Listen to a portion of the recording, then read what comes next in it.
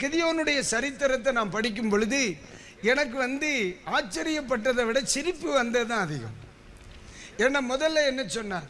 முதல்ல அவருடைய விதங்கள், ஆலயத்தில் அடிக்க வேண்டியதை இன்னொரு இடத்துல அடிக்கிறார்.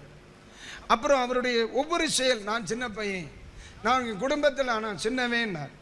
அப்புறம் எங்கள் குடும்பம் சின்னது அப்படின்னார். எல்லாத்தையுமே ஒரு மாறுத்தரம் அழகாக பேசிக்கிட்டே இருப்பார். ஆனால் இப்போ நான் சொல்ல போகிறேன் பாருங்க, தோத்திரம் ரொம்ப ஆச்சரியமூட்டுகிற காரியம். பைபிள் சொல்லுது 12ஆம் வசனத்துல, கர்த்தருடைய தூதனானவர் அவனுக்கு தரிசனமாகி. அப்ப வந்தது யாரு சொல்லுங்கம்மா? வந்தது யாரு?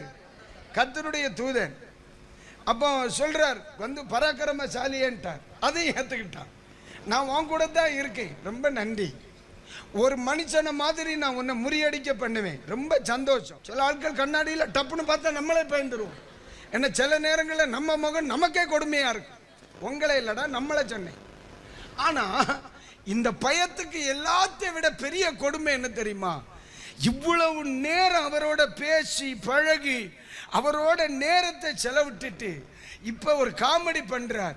இவ்வளவு நேரம் பேசினவர் நீர்தானான். ராமேன்னு சொல்லுங்க. அல்லேலூயா. இது எப்படி இருக்கு தெரியுமா? நான் உங்க வீட்டுக்கு வாரேன், வாங்க அப்படின்னு கதவெல்லாம் திறந்து கொண்டு உட்கார வச்சு, என்ன சாப்பிட்றீங்க? காப்பியா? காப்பி. கூல் ட்ரிங்க்ஸா? Cool drinks. ப்ரூஃப் போடவா? இதெல்லாம் தந்து அப்படியே குடிச்சு கப்பெல்லாம் வாங்கி வச்சுட்டு, சரி நீங்க யாரு? பாத்திரம் எடுத்து ஆடை பிடிச்சி கழுவி தோலை உரிச்சு குழம்பு வச்சு எல்லாம் ரெடி பண்ணி அப்பஞ்சுட்டு வாரது வரைக்கும்.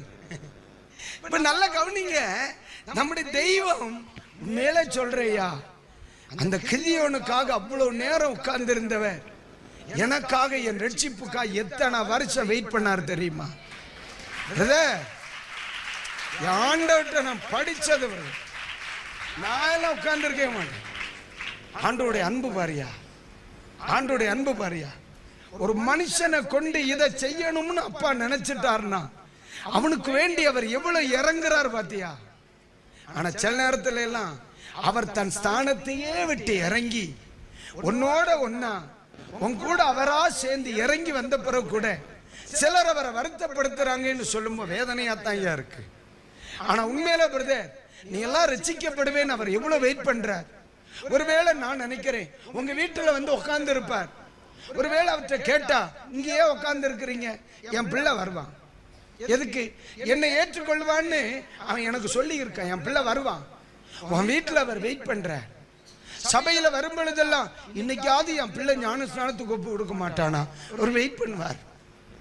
இன்னைக்காவது என் பிள்ளை என் சித்தத்துக்கு ஒப்பு கொடுக்க மாட்டானா, இல்லையாம்மா?